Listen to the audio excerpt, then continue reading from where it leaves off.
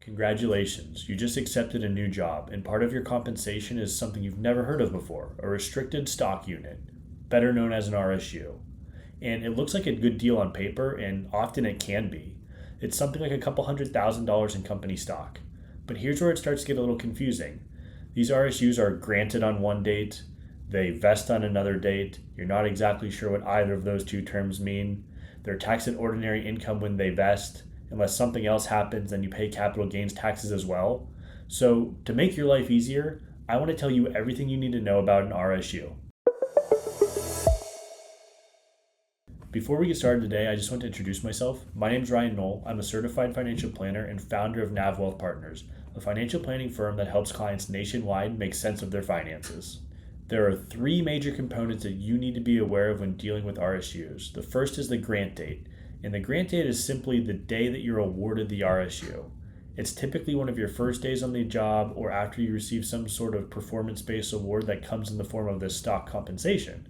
The important thing to realize here is that you don't really own anything yet, just some future promise based on the future stock value of the underlying security. The second thing you need to be aware of is the vesting schedule. RSUs become the employees when they vest. Typically, these vesting periods are time-based, but they may be performance-based as well. Time-based vesting may be something like RSUs vest annually at 25% each year for the next 4 years. Performance-based vesting is more often based on company goals or individual performance goals. The third component of RSUs is that once RSUs vest, they convert to company stock. This company stock can then be sold. Sometimes you can sell the stock immediately, and others there may be specified trading windows that you have to wait for before you're eligible to liquidate that stock you've been awarded that has subsequently vested. Here's the most important part of dealing with RSUs. And if you remember this one rule, you're going to know just about everything you need to know with this type of investment. The rule is RSUs are taxed when they vest. I'm going to say it again. RSUs are taxed when they vest. One more time for clarity. RSUs are taxed when they vest. Do you think you can remember that? And now that you know the most important rule of RSUs, you need to stop what you're doing and subscribe to this channel. This helps me know what type of content you find valuable so I can keep making videos around similar strategies. Let's get back to talking about RSUs. Do you remember the number one rule? They're taxed when they vest. At vesting, the value of your RSUs are taxed as ordinary income. Most employers will default to a 22% withholding, but you will want to match the withholding rate with what your withholding rate is for that given year. Another important component is the potential for capital gains. If you sell immediately upon vesting, there are typically no capital gains that you will have to realize as part of that transaction.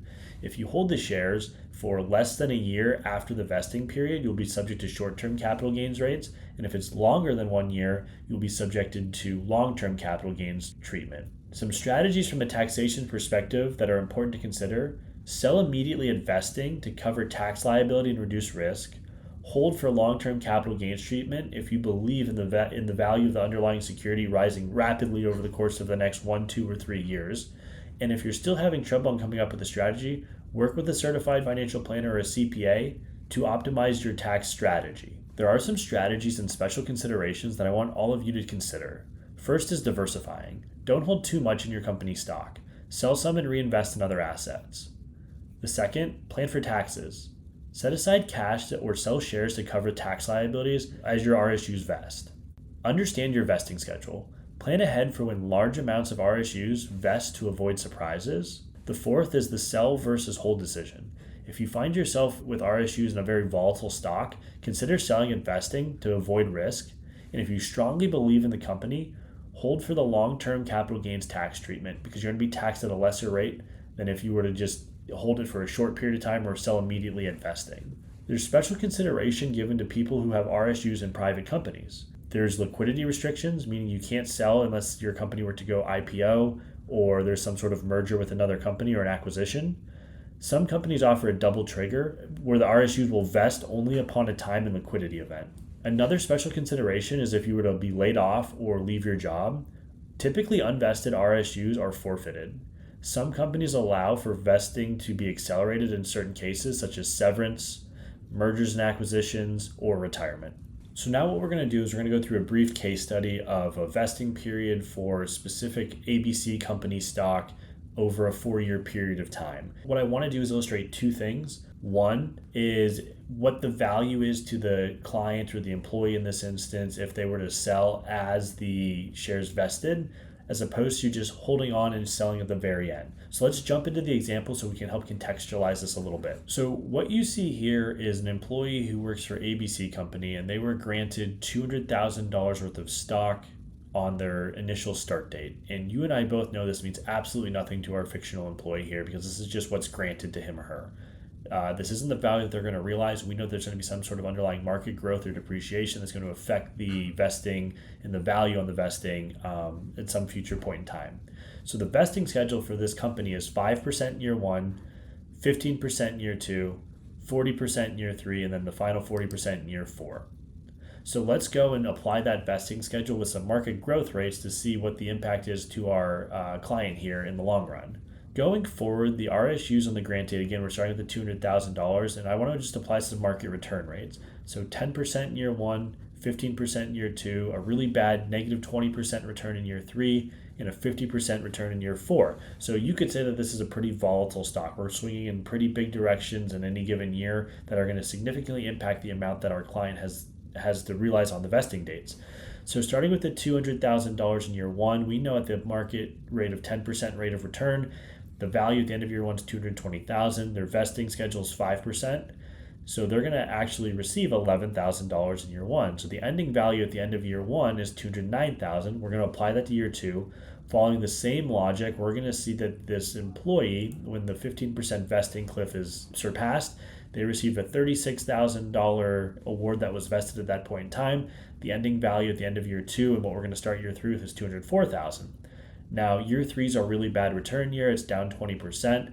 So the new value is down to $163,000 at the vesting date. So the percentage at which we're vesting at that point in time is 40%. So roughly a $65,000 realization of income at that point in time. And then the ending value at the end of year 3 is down below $100,000. It's $98,000. So going to year 4, we have that really good rate of return, 50% for the year. The value at the end of the year is $147,000. We know that our employees fully vested at that point in time. So they're going to realize the remaining $147,000 in that year as ordinary income. So this employee got roughly $250,000 worth of value by waiting till each vesting period and selling the stocks immediately upon vesting. Obviously, there's going to be some ordinary income tax rates applied to that as well, but just for the whole dollar amount, it's roughly $250,000.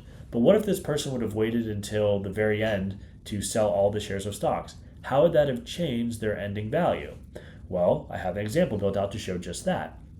So assuming we sell at the end, we start with the same $200,000 at the same exact market rates of return, we see that this client here would have received $303,000 worth of total value.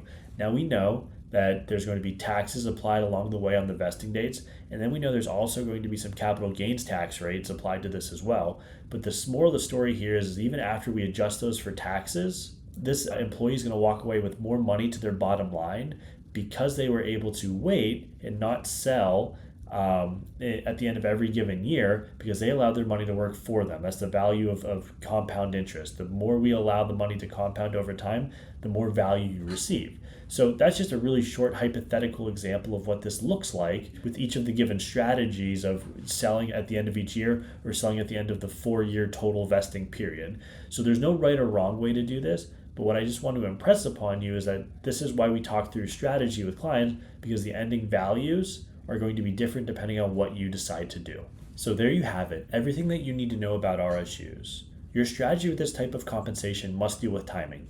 Timing of when they vest, timing of the tax implications, timing of when to sell.